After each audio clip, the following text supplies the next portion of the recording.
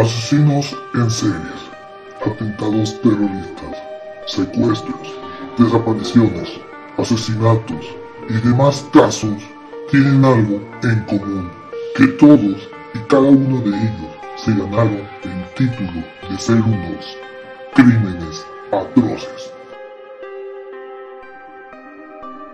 Bienvenidos sean a Crímenes Atroces, el podcast en donde cada semana yo, Santiago Quiroz y Abato, les contaré a todos ustedes los casos de crimen real más atroces, macabros, mediáticos, terroríficos y sanguinarios que han marcado la historia de la humanidad. Bienvenidos sean al episodio número 6.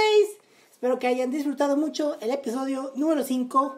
Una historia muy breve, perdonen ese ruido. Una historia muy breve con alguna... Quise hacer un recopilatorio de todos los casos similares al de Brandon Lee, pero decidí hacerlos de manera individual. Y estoy feliz porque ya estamos casi cerrando el mes de abril. Justo un mes importante porque es el mes donde yo cumplo años el día 15. Bueno, justamente cuando ya estemos... Justo al momento que ya esté grabando esto ya habrá pasado mi cumpleaños. Y justo cuando sale este episodio también ya ha pasado mi cumpleaños. Así que decidí darme este episodio número 6 como regalo, ya que es uno de mis casos favoritos, ya que en lo personal es uno de mis casos favoritos y quise compartirlos a todos ustedes. Y vamos a leer la pequeña introducción sobre este caso. Pero antes déjenme ir por algo que es incluyendo del episodio.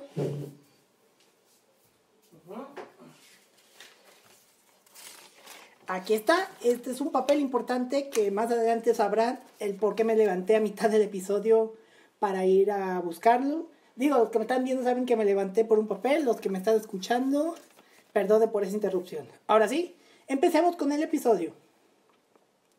Algo peculiar de los asesinos en serie es que les gusta la tensión. A menudo ellos mismos juegan con la policía, dejando alguna evidencia o mostrando señales de que quieren ser capturados. Pero existió un asesino en serie que por mucho tiempo jugó con la policía, enviando cartas a la vez más confusas, haciendo que se prolongue el juego del gato y el ratón. Sí, ya saben de qué asesino estoy hablando y es uno de mis casos favoritos, así que acompáñenme que hoy les contaré la historia de uno de los asesinos en series más misteriosos e interesantes de la historia de la criminología. Hoy les contaré el caso del asesino del Zodiaco. Y ya estoy emocionado porque desde que empecé me interesó la criminología. Este fue de mis primeros casos que leí completo, el que más videos he visto, el que más información tiene. Y pues de manera casi resumida, esta es básicamente la historia. Y antes de comenzar, yo por lo general con historias de asesinos en serie en este podcast, pues trato de leer algo de su biografía, o sea, cuándo nacieron, en dónde nacieron, cómo fue su crianza, qué los llevó a asesinar, entre otras cosas, y sus motivaciones y modus operandi. Pero el asesino del Zodiaco, como ya mencioné en el intro, fue un asesino no identificado. Es decir, que por más pistas que él daba y por más evidencias, pues nunca se dio con su identidad, así que nunca sabremos quién fue el asesino, cuál fue su motivación, por qué, cómo, el cuándo y el por qué. La historia de este misterio, así que empecemos con la historia. La historia de este misterioso personaje comienza la noche del 20 de diciembre de 1968, cuando Betty Lou Jensen, de 16 años, y su novio, David Arthur Faraday, de 17 años, se encontraban estacionados en un auto Rambler a unos metros de la estación de bombeo del lago Herman, sobre la carretera Herman Road en Venice, California, que era un lugar donde frecuentemente asisten parejas debido a la poca iluminación del lugar en aquel entonces. Es decir, cualquier lugar sin luz para echar pasión con la novia, prácticamente. Si decían que en Estados Unidos era el país más conservador, México era el lugar más fácil donde no hay tanta luz, para que las parejas hagan lo que quieran en Estados Unidos en los años 60. Y como ya mencioné, en los 60 ya era un tipo de liberación sexual cañón, así que prácticamente había muchos lugares típicas de jóvenes estadounidenses. Iban a un lugar donde no hay luz, van en un carro, están solos, las hormonas están alteradas, así que ya sabrán la escena. La joven pareja se encontraba platicando bajo la luz de la luna. Platicando entre comillas, porque todos sabemos qué estaban haciendo en ese entonces. Y era una cita romántica, por así decirlo. Cuando a eso de las 11 de la noche, un auto pasó cerca de ellos y se estacionó a escasos 2 metros del auto donde estaban David y Betty. Ambos se sintieron incómodos por lo que estaba sucediendo. Y solo unos minutos después, el conductor de aquel extraño vehículo abrió la puerta y bajó. El aspecto de este misterioso hombre llamó la atención de inmediata de la pareja, quienes lo describen como un hombre corpulento y llevaba una chaqueta con capucha de color negro, además de que llevaba lentes oscuros para el sol. Es decir, algo le llamó la atención porque no era normal que alguien con capucha y lentes oscuros en plena noche apareciera por esos lados. Algo misterioso que también yo también me asustaría en ese momento. El sujeto se dirigió hacia ellos y les pidió a los jóvenes que se bajaran del auto. Ellos se negaron ante su petición y en ese momento el hombre sacó un arma de su chaqueta, los miró fijamente durante unos segundos, luego caminó alrededor del auto para así intimidarlos. La situación dejó a la pareja paralizada sin tener idea alguna de qué podían hacer. La ventana de Betty estaba abierta. El sujeto surgió, perdón, qué pena, qué vergüenza. Siguió caminando hasta que de manera inesperada rompió la ventana posterior derecha de un solo disparo. Seguido de eso, disparó a la llanta posterior izquierda. Betty salió corriendo, dejando a David en el auto. Que siento que en realidad David fue el que escapó y dejó sola a la muchacha. Digo, cualquier hombre disque valiente podría escaparía en esta situación dejando como carne de cañón a su pareja. Ok, Betty salió corriendo y dejó a David en el carro. Aquel sujeto se aproximó a la ventana del copiloto y metió su mano por la ventana accionando su arma sobre la cabeza de David. Betty, desafortunadamente, no consiguió escapar, pues a solo unos metros cayó de 5 tiros sobre su costado derecho a 8.55 metros del parachoques trasero y mientras el joven agonizaba en el interior. Minutos después fueron encontrados por Stella Borges, quien vivía cerca del lugar. Acto seguido, dio aviso al detective y al sargento de la oficina del sheriff del condado de Solano. David fue subido a una ambulancia camino al hospital, pero perdió la vida. En ese lugar no se encontraron indicios importantes, sin embargo, se inició la investigación para esclarecer los hechos. Es decir, fue el primer asesinato oficial del asesino del Zodiaco, quien más adelante sabremos por su autoproclamado nombre. Que por lo general los nombres de los asesinos en serie se los pone en la prensa. O sea, este asesino prácticamente él se puso su propio apodo. Bueno, también hay un caso similar a un asesino que ya desde hace tiempo tenía su apodo. Está el caso de Dean Core, el famoso Candyman, que se llamaba así no por la prensa, sino porque ya él tenía una tienda de dulces y pues toda la gente lo conocía como The Candyman. Si quieren que ya haga un episodio sobre The Candyman, ya lo dije 3 veces, perdonen. Si quieren que haga un episodio sobre ese asesino, déjenlo en los comentarios porque ya prácticamente estoy investigando para posteriormente contarles esa historia. Pero continuemos con el Zodíaco. El 5 de julio de 1969, es decir, un año después, casi unos meses después de lo de David y Betty, Un hecho similar sucedería en Vallejo, California, a tan solo unos kilómetros del primer crimen. Darlene Elizabeth Fervin, de 22 años, y su amante, Michelle Renaud Magoo, de 19 años, quedaron de verse la noche del 4 de julio, ya que ellos eran amantes, como mencioné. Darlene llamó a una niñera y le preguntó si podría quedarse más tiempo con su hija, ya que tenía que salir de nuevo, supuestamente, a comprar fuegos artificiales que su esposo le había pedido. Algo totalmente falso, quiero aclarar. A lo cual la niñera aceptó. Ella recogió a Michael y siguieron hasta el campo de golf de Blue Rock Springs. Entre las sombras de un camino salió un vehículo que los empezó a seguir y para ese entonces eran aproximadamente las 11:55 de la noche.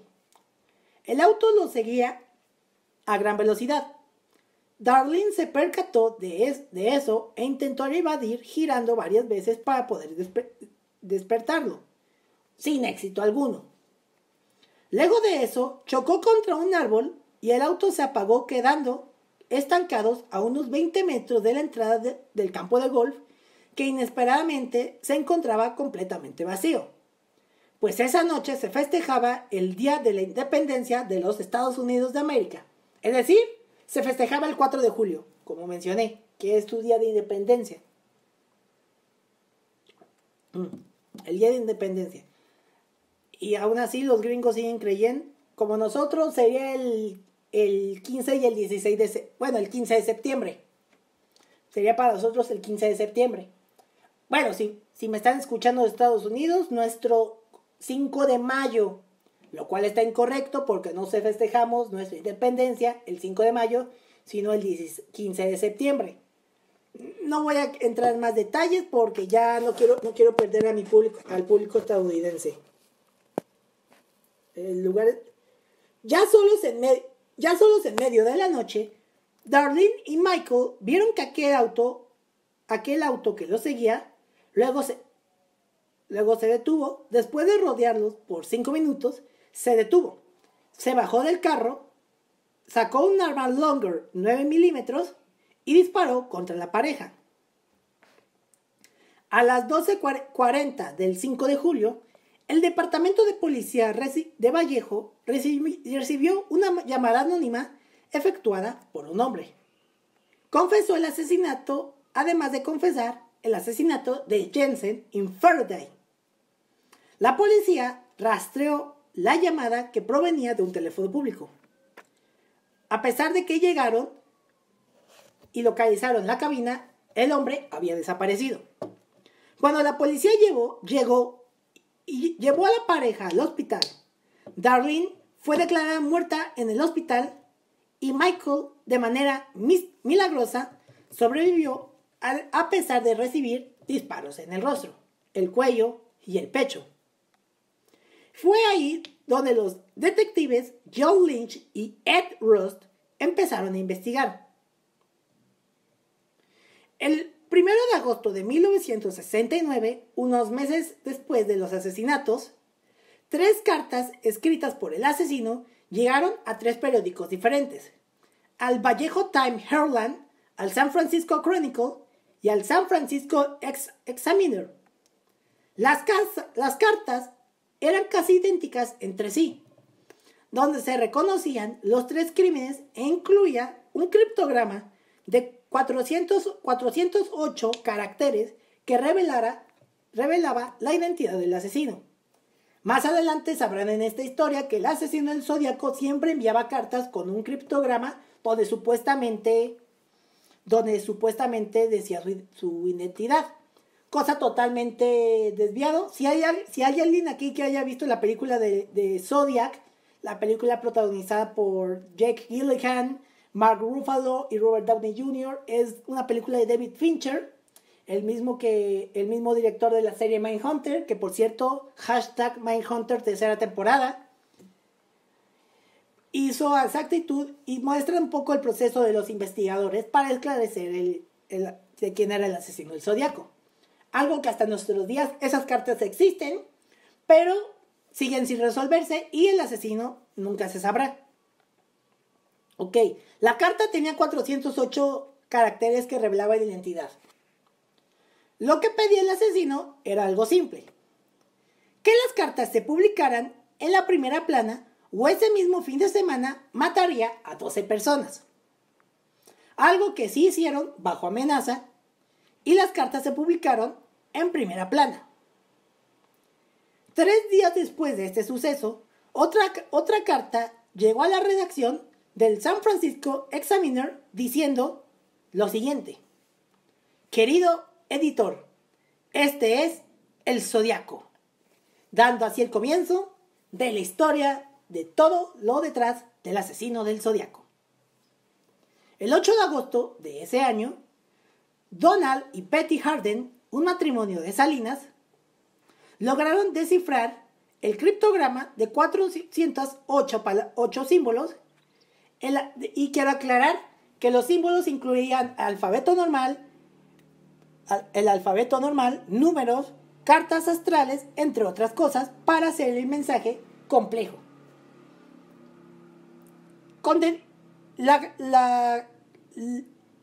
El criptograma que resolvió el matrimonio Harding contenía un mensaje mal escrito en el que el asesino parecía hacer referencia al cuarto, el juego más peligroso. Además, también dijo que estaba recolectando esclavos para el más allá. En ninguna parte aparecía el nombre del asesino, y además dijo que no revelaría su identidad porque ralentizaría o detendría su colección de esclavos. Es decir, nunca quiso decir según esta persona, que ya creo que ya falleció, no estoy seguro. Digo, no sabremos exactamente cuántos años tendría el Zodiaco cuando empezó a asesinar, pero yo digo que ya falleció. Las cartas enviadas por el criminal conformaron el inicio de una lucha mediática que mantendría las autoridades con la prensa. El 27 de septiembre de 1969, Brian Hartley y Cecilia Shepard se encontraban merodeando a las orillas del lago Berryessa, en una pequeña isla conectada por una vereda arenosa a Twin Oak Ridge. En ese momento, mientras ellos estaban haciendo no sé qué, un hombre se les acercó tras esconderse detrás de un árbol sin que Cecilia pudiera cerciorarse de su presencia.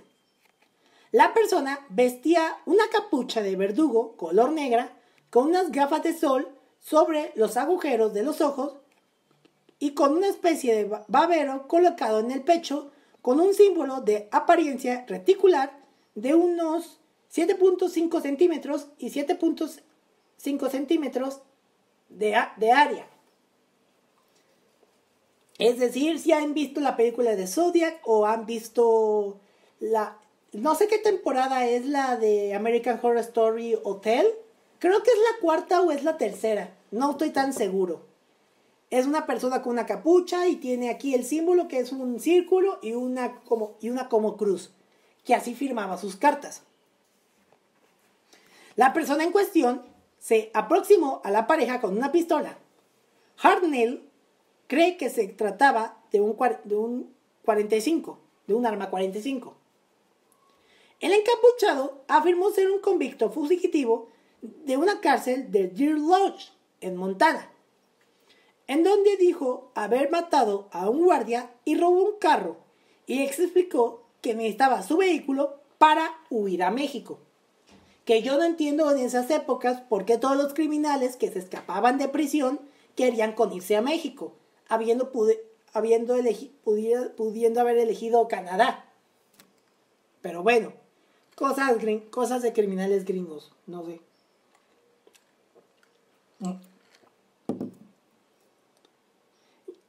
La persona llevaba consigo unas cuerdas de plástico para tender ropa.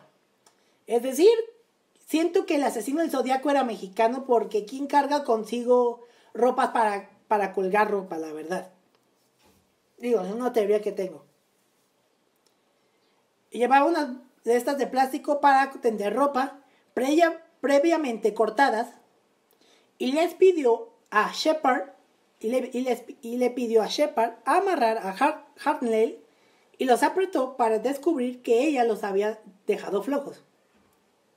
Ellos creían que se trataba de un robo, pero el individuo sacó un cuchillo y los apuñaló. Se llevó el carro y recorrió 500 metros hasta Knoxville Road y dibujó el símbolo reticular en la puerta del carro y al lado escribió Vallejo 122068 7469 Sept 2769 430 by knife. Es decir, era un mensaje claro. Vallejo 12-20-68 es de la fecha del primer asesinato. 7469, el asesinato que fue en el 69. Y el que estaba pasando ahorita, del septiembre, que fue by knife o por una navaja. Las personas pidieron ayuda y en eso un pescador, acompañado de su hijo, encontraron a las víctimas y avisaron a los guardabosques, que después le dieron aviso a la policía. A las 7:40 p.m., el hombre llamó a la oficina de una mujer encargada del condado de Napa, desde un teléfono público para denunciar el crimen. El teléfono fue encontrado aún descolgado unos minutos después en el servicio de lavado de autos de Napa en Main Street. Y a pesar de que los detectives recolectaron huellas dactilares del teléfono, no coincidían con las de ningún sospechoso. Hartnell y Shepard fueron llevados al hospital Queen Valley. Shepard entró en un coma durante el trayecto al hospital, muriendo 2 días después. Por su parte, Hartnell sobrevivió y contó su historia a la prensa. Unos meses después, el 11 de octubre de 1969, un hombre misterioso abordó un taxi que conducía Paul Stine. Y en el cruce de las calles Mason y Geary en San Francisco. Y le pidió que lo llevara a las calles Washington y Maple de la comunidad vecindaria de Presidio Heights. O sea, los Heights. Por razones que se desconocen, Stine fue hasta una calle más adelante llamada Sherry. El hombre que estaba en el taxi le disparó en la cabeza con una arma calibre 9 milímetros. Le quitó las llaves, la cartera y cortó pedazos de su camisa. El sujeto fue visto por 3 adolescentes que estaban del otro lado de la calle a las 9:55 p.m., quienes llamaron a la policía mientras se desarrollaba el crimen. Ellos observaron al hombre en cuestión limpiando el taxi y después caminando una manzana hacia el norte. Como ya fue mi cumpleaños, ya me andan algunos familiares mandando felicitaciones atrasadas o notificaciones. Voy a poner este reloj en vibración para que no moleste el resto del episodio. Bueno, el hombre se encontraba el taxi y se iba a una manzana hacia el norte. La policía llegó minutos después y los jóvenes testificaron, explicando que el asesino aún se encontraba cerca. A pesar de que y quiero que vean esta discriminación por parte de los policías. A pesar de que los sospechosos, los testigos, describieron al hombre como un sujeto caucásico, es decir, blanco, la radio de la policía alertó para buscar a un sospechoso de piel negra y no a un hombre caucásico, como habían descrito los testigos. Es decir, por parte de la negligencia o posible discriminación de los mismos policías, estaban seguros de que el que había causado el asesinato era un hombre de piel negra y no un hombre blanco.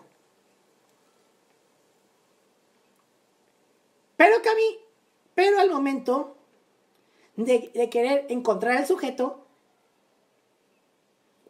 cambiaron de parecer cuando sin querer pasaron por al lado de un hombre sin detenerlo, sin saber que pasaron a un lado del asesino del Zodiaco. Los tres, es decir, nunca se dieron cuenta.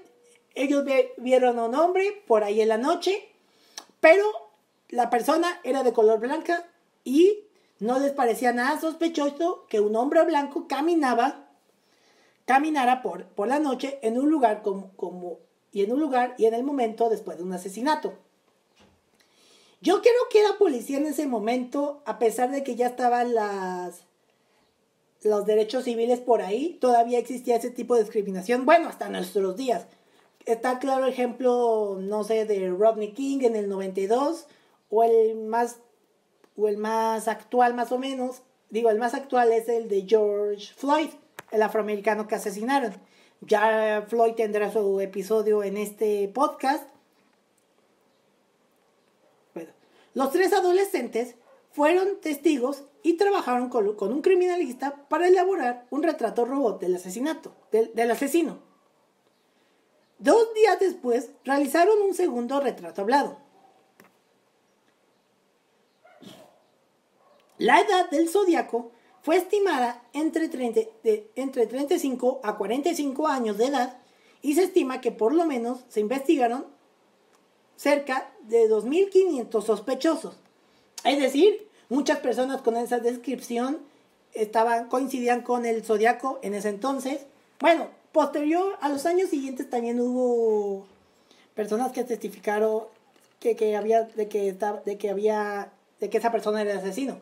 Pero hubo varios testigos. Más adelante voy a explicar de manera breve los sospechosos, porque hubo miles de sospechosos durante todo este tiempo, pero ninguno coincidió.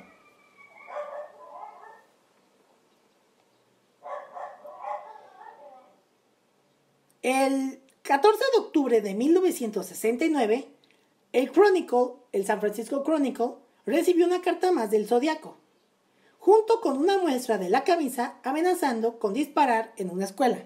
La camisa era el de Paul Stine, quien fue asesinado unos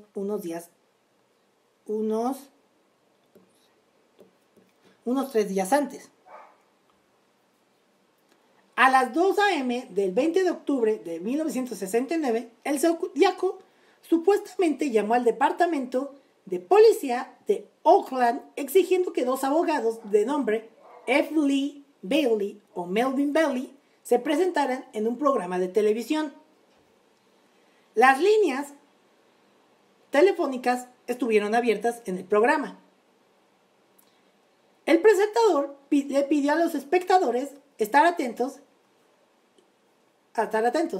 y ellos recibieron la llamada del asesino. Como mencioné en la película Zodiac, la cuestión era de: este es el Zodiaco hablando. Y él decía que era un hombre llamado Sam.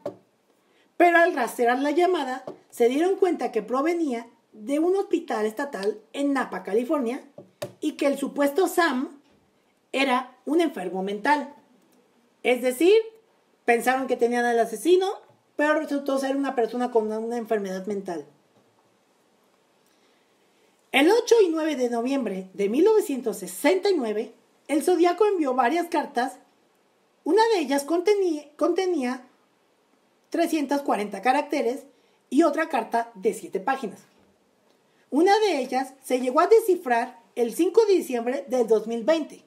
Y como dije en el principio del episodio, aquí tengo la carta en cuestión. O sea, no la carta original, pero es la que encontré en internet y voy a leérsela. Espero que estén divirtiéndose mucho en tratar de atraparme. Ese no era yo en el programa de televisión, lo cual trae a colación algo sobre mí. No tengo miedo de la cámara de gas, porque me enviarán al paraíso. Todo más pronto, porque ahora tengo suficientes esclavos que trabajarán para mí, donde todos los demás no tienen nada cuando llegan al paraíso. Así que tienen miedo de la muerte. Yo no tengo miedo porque sé que mi nueva idea será fácil en el paraíso de la muerte. Firma el Zodiaco. Aquí lo escribí a papel, lo quise agregar, pero se me hacía muy largo y muy tenebroso. Créanme que al momento que estuve leyendo la carta, ya me dio escalofríos, porque esta de verdad era una persona enferma. Yo no sé qué tenía este cuate, pero yo no entiendo por qué nadie lo ha capturado hasta el momento. La noche del 22 de marzo de 1970, Caitlin Jones, de 22 años de edad, y quien tenía 7 meses de embarazo, estaba con su hija de tan solo 10 meses de edad. Es decir, tenía una hija de 10 meses de edad y estaba embarazada. Ella se dirigía hacia la carretera 132 cerca de Modesto, California, cuando un auto le tocó el claxon y encendió las luces y apagó sus luces. Ella de inmediato dejó el camino y se detuvo. El hombre también se detuvo detrás de ella. Le comentó que su neumático derecho trasero se estaba tambaleando y que sí le podría ayudar, a lo que ella aceptó. Foco rojo, no hagas eso. Si alguien, por eso ya nos han dicho mucho en las carreteras de México, que si ves a alguien que parece sospechoso, detenerse a un lado de la carretera, que te pide ayuda vial, tú sigue adelante y no te detengas, porque puede pasar lo siguiente. Después de apretar las tuercas de la llanta del desconocido, el hombre se alejó. Y cuando Jones inició la marcha, la llanta se desprendió del auto. El hombre misterioso se detuvo, retrocedió y se ofreció a llevarlas a la próxima gasolinera para que ella pudiera pedir ayuda. Ella aceptaron y junto con su hija subieron al auto. Pasaron por varias gasolineras, pero el hombre nunca se detuvo. Durante 3 horas aproximadamente, las llevó por distintas calles de Tracy. Cuando ella le preguntó al hombre el por qué no se detenían, el hombre eludió la respuesta. Algo malo va a pasar, pero no es lo que ustedes creen. Perdonen, es una cosa de trabajo. Ya.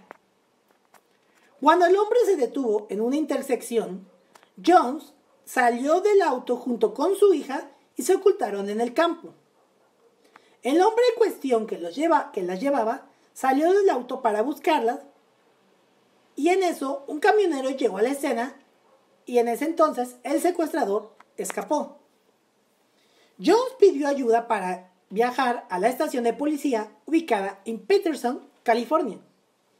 Mientras presentaba su denuncia al sargento en servicio, advirtió la presencia del retrato de robot del asesino de Paul Stine, es decir, el autorretrato del Zodiaco. Lo reconoció como secuestrador. El oficial mantuvo bajo custodia a Jones en el restaurante Mills en la oscuridad y su auto fue hallado, incendiado y destrozado. Perdonen, algo de la universidad, ya no va a haber más interrupciones.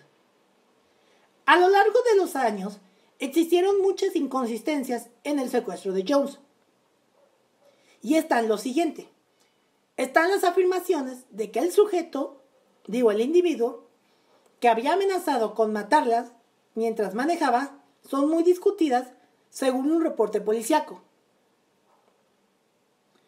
Jones contó su historia al reportero Paul Avery del Chronicle, indicando que su secuestrador abandonó el auto y las buscó en la oscuridad con una linterna.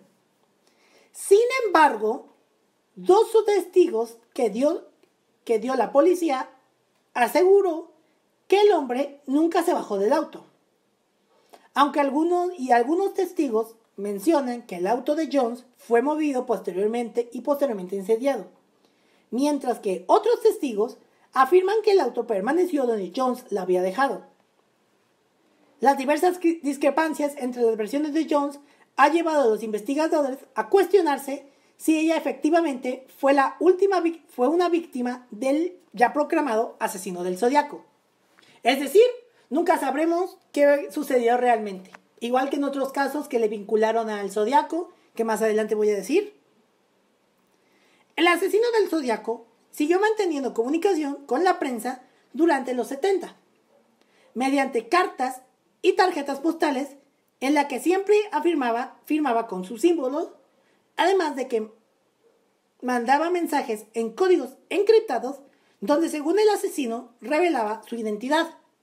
Algo totalmente falso, ya que ninguna carta revelaba su identidad y solamente lanzaba amenazas de que asesinaría a más personas.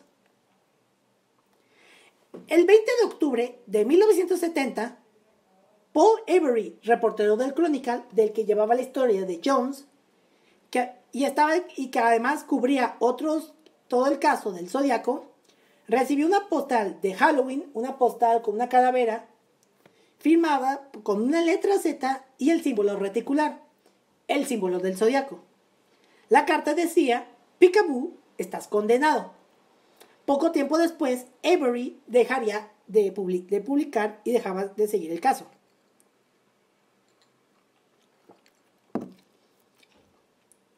Según el reporte oficial del asesino del Zodiaco, lo relacionan solamente con 5 víctimas.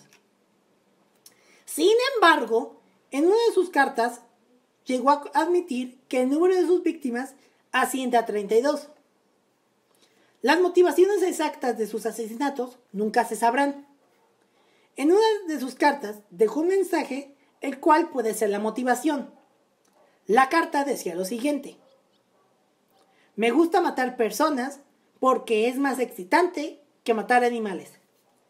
Y que si nos aseguramos con todas las historias de los asesinos en serie, la mayoría, perdón, es que hay un partido de fútbol de mi equipo favorito que está jugando en estos momentos y estoy llevando el minuto a minuto, no va a haber más interrupción. Es decir, los asesinos en serie siempre empiezan con fantasear y en ellos empiezan a asesinar animales. Por ejemplo, con Dahmer. O sea, él no los asesina, bueno, sí los asesinaba. Y hay otros casos similares de asesinos que matan a animales antes de empezar a matar personas. Otras posibles víctimas del Zodiaco son las que voy a mencionar a continuación. Se encuentran Roberto Domingo, de 19 años, y Linda Edwards, de 17, que fueron asesinados por arma de fuego el 4 de junio de 1964 en una playa cercana a Lompoc. Luego está Sherry Bates, de 18 años, que fue muerta por arma blanca el 30 de octubre de 1966 en Riverside Community College en Riverside, California. Esta conexión se dio hasta 4 años después de su asesinato. Luego está el de Caitlin Jones, no fue asesinada, pero pudo haber sido asesinada por el Zodiaco. Y está Donna Lass, de 25 años, que fue vista por última vez el 26 de septiembre de 1970, por razones que nunca sabremos cuál fue su asesinato. Después de una famosa postal de Los Pinos, no Los Pinos de México, sino Los Pinos, California, el Zodiaco permaneció en silencio por 3 años. Después mandó nuevamente diversas cartas en 1974. Luego pasó otros 4 años en silencio y, de hecho, la última carta que envió el Zodiaco fue en 1978, pero se percataron que esa misiva, es decir, esa carta, era falsa. Las cartas dejaron de aparecer durante mucho tiempo y en abril de 2004 la policía de San Francisco marcó el caso del Zodiaco como inactivo. Es decir, era un caso frío y posteriormente un caso cerrado. Pero debido a que las cartas volvieron a mandarse, volvieron a aparecer cartas y a la presión, el caso fue reabierto durante un tiempo antes de marzo del 2007. Y este caso sigue abierto hasta el día de hoy, 2023. En mayo del 2018, el departamento de Vallejo anunció su intención de intentar recolectar el ADN del asesino del Zodíaco del reverso de los sellos que usó durante su correspondencia. Pero hasta la fecha no se ha dado información de los resultados. Al momento que escúchenlo bien, al momento que estoy grabando este episodio, seguimos sin saber cuál fue el resultado. A continuación, de manera breve, voy a mencionar los múltiples sospechosos de ser el asesino del Zodíaco. No los voy a poder meter todos porque esto se podría extender, pero siento que algunos sí podría ser un episodio aparte, pero no, siento que sería más, porque sí hubo, como ya mencioné antes, hubo más de 2,000 sospechosos y el poner a todos, y la mayoría se mantuvieron anónimos o algunos ya fallecieron. Pero bueno, voy a contar algunos sospechosos. El sospechoso del cual se investigó a fondo fue un hombre llamado Arthur Leigh Allen, ya que en 1971 un amigo suyo lo denunció al Departamento de Policía de Manhattan Beach, el cual dio aviso a la policía de San Francisco de que él era el asesino del Zodíaco y además de que tenía un parecido con el retrato hablado. Ya cuando fue interrogado, se le encontraron cuchillos ensangrentados en el doble ataque del lago Bercy. Él aseguró que los usó para matar pollos.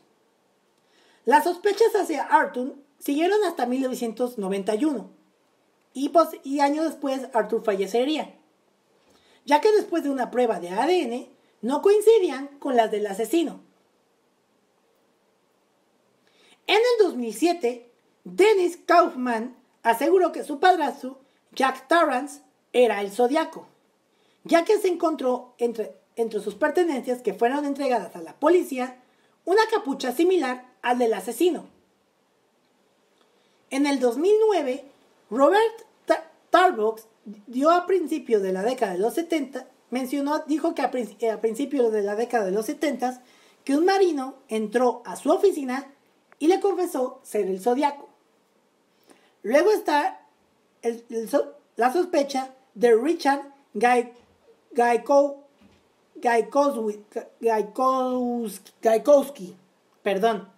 que fue sospechoso debido a su...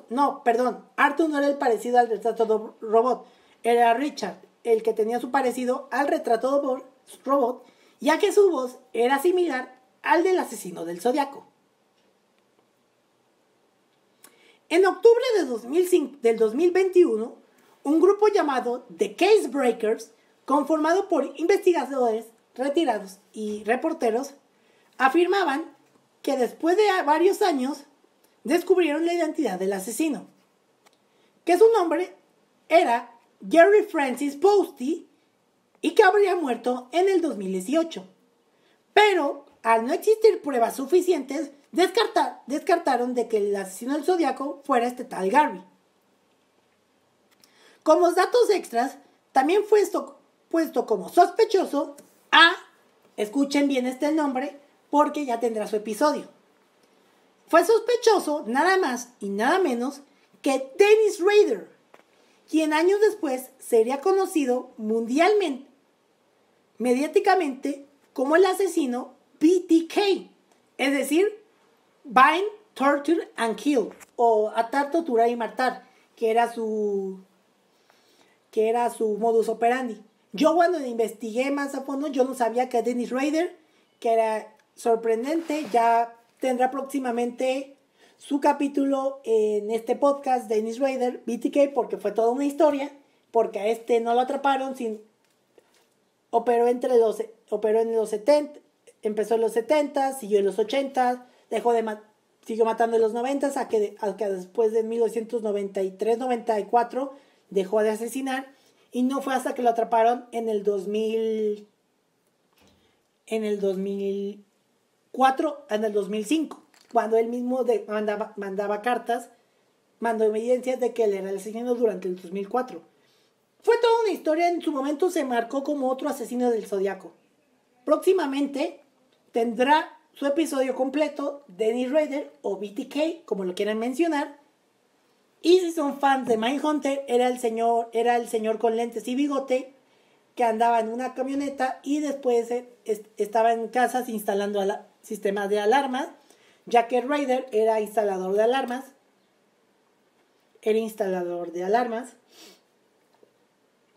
Y pues los asesinatos de Rader eran simplemente asquerosos y horripilantes.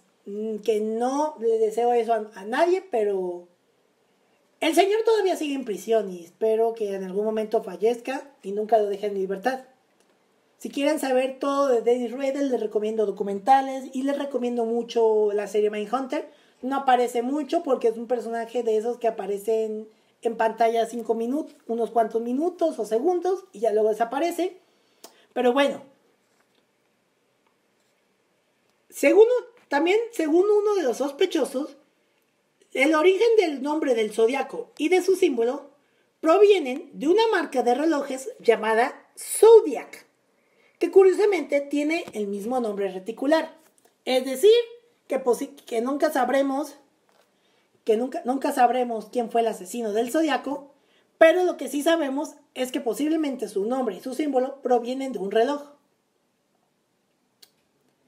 Pero pasan los años y a pesar de la avanzada tecnología, la identidad de este enigmático personaje sigue sin ser descubierta. Tan solo se puede comparar con figuras y otros asesinos que nunca fueron capturados en sí, como Jack el Destripador, este famoso personaje de finales de la época victoriana y que pronto tendremos su episodio completo aquí en Crímenes Atroces, porque todo es una historia. También están otros asesinos no identificados que voy a mencionar y que también tendrán su episodio. Está el hachero de Nueva Orleans, que tampoco fue identificado, el asesino del Torso, los feminicidios de Ciudad Juárez, algunos se resolvieron, otros no, nunca sabremos. De hecho, algunos creen que Ángel Maturino Reséndiz, otro asesino del cual próximamente hablaremos en este podcast, fue culpable de esos asesinatos, nunca sabremos. Está el asesinato de los niños en Atlanta, a pesar de que, ojo, en ese caso de los niños de Atlanta, que también ya menciona, vamos a tener su episodio en más adelante, sí hubo un arrestado que se llamaba Wayne, pero él fue nomás condenado por unos cuantos asesinatos. Otro asesino que, a pesar de que sí tuvieron responsable, pero nomás lo vincularon unos cuantos asesinatos, fue Ángel de Salvo. Quien no sabe quién fue Ángel de Salvo. Quienes son conocedores, amantes de la criminología, era conocido como el estrangulador de Boston, que también fue identificado pero solamente se le pudo vincular unos pocos asesinatos de los muchos que tuvo el estrangulador de Boston. O también está el asesino fantasma de Texarkana, un asesino que vivía en Texarkana y cuyo misterio sigue hasta nuestros días. Que como dato curioso, y antes de cerrar, el fantasma de Texarkana se dice que este asesino, al cual nunca he identificado, es descendiente o es el asesino del Zodiaco. Nunca sabremos la verdad y jamás sabremos, pero podrán pasar los años y seguiremos sin saber la identidad y lo peor, nunca sabremos sus verdaderos motivos. Es decir, cuál era su modus operandi, cuál era el motivo principal, cuál fue su trauma. Nunca sabremos en dónde nació, ni cuándo nació, ni cuándo falleció. Que yo tengo la teoría de que este asesino sí ya falleció en algún momento de la historia, pero como nunca fue identificado, nunca sabremos. Y tristemente Tristemente, esta fue la historia del caso del asesino del Zodíaco, uno de mis casos favoritos y el más famoso de toda la historia criminal, y el cual yo quise en lo personal que este fuera el episodio número 1, ya que es uno de mis casos favoritos. Bueno, tengo dos casos favoritos, están este y está el de Charles Manson, que ya más adelante tendrá su episodio completo, porque Manson también fue una figura importante en la criminología. Digo, pero más el asesino del Zodíaco, porque no solamente asesinaba personas. Digo, a pesar de que solo se le vincularon, de manera oficial solo tiene 5 asesinatos, pero puede ascender a más de asesinatos, pero sin las pruebas necesarias, sin otros testimonios. O sea, prácticamente sin la información completa nunca sabremos a cuántos asesinó. Lo peor aún es que nunca sabremos la motivación y el por qué vestía una capucha como de verdugo, o porque utilizaba un lente, o porque su símbolo era un círculo con una cruz. Sepa la mola, nunca sabremos. Por eso es que me gusta tanto este caso, porque fue el primer asesino el cual me llamó la atención y el cual yo, por una que otra cuestión, me interesó la criminología. Bueno, quise estudiar criminología antes, mas no pude y terminé estudiando comunicación, pero siento que en algún futuro podré estudiar la carrera que me fascina. Y bueno, igual en comunicación, gracias a comunicación pude hacer este podcast, pero quiero que sepan que si son de Estados Unidos y viven en California, se mantengan alerta, ya que al no saber quién era este asesino, puede estar merodeando por las calles de San Francisco, California, esperando su siguiente víctima. O posiblemente la persona, si alguien me está escuchando me llega a escuchar California y piensa, ¿quién puede ser el asesino del Zodíaco?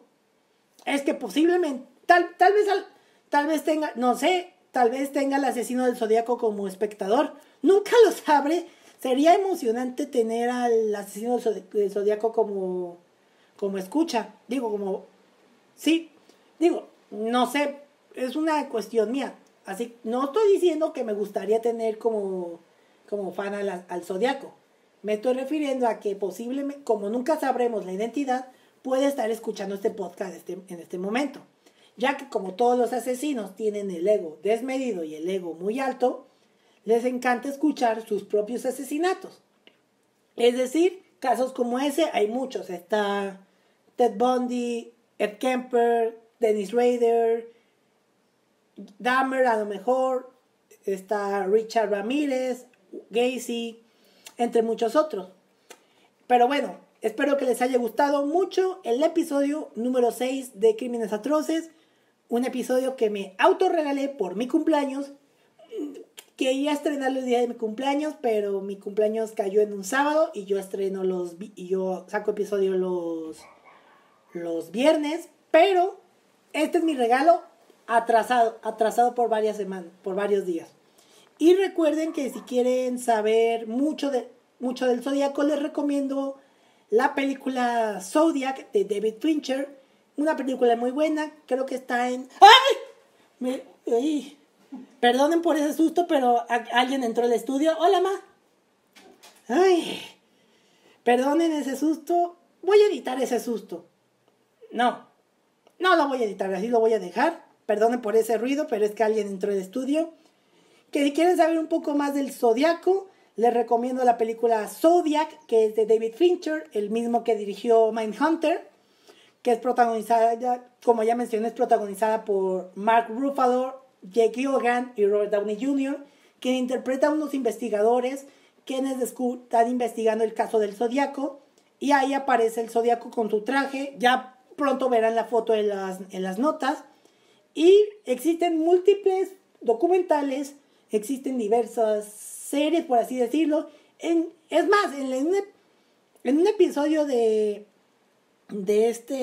American Horror Story, no sé qué temporada, dicen que posiblemente el asesino del Zodíaco no fue una persona, sino que era un culto. Algo que yo no sé si pudo haber pasado. Pero bueno, aquí dejo el episodio y recuerden que el podcast lo pueden escuchar en Spotify y en Apple Podcast, y que también me pueden escuchar y ver en YouTube, que sé que a lo mejor por favor suscríbanse a YouTube. Sé que a lo mejor no van a ver ahí los episodios, que si son más de que quieren escuchar, no pueden, pero por favor suscríbanse, y quiero que por favor compartan este y los otros episodios del podcast Crímenes Atroces, y además que me sigan en todas las redes sociales. El podcast en Twitter pueden encontrarme como @crímenesatroces, y en Instagram como @crímenesatrocespodcast. Y en mis redes personales me pueden encontrar en Twitter como SantQS99 y en Instagram como SantiQS99. Y con esto terminamos el episodio. Gracias por escucharnos y gracias por verme y escucharme. Y los veo y los escucho el siguiente viernes. Hasta la próxima. Muchas gracias. Asesinos en series, atentados terroristas, secuestros, desapariciones, asesinatos y demás casos tienen algo en común, que todos y cada uno de ellos se ganaron el título de ser unos crímenes atroces.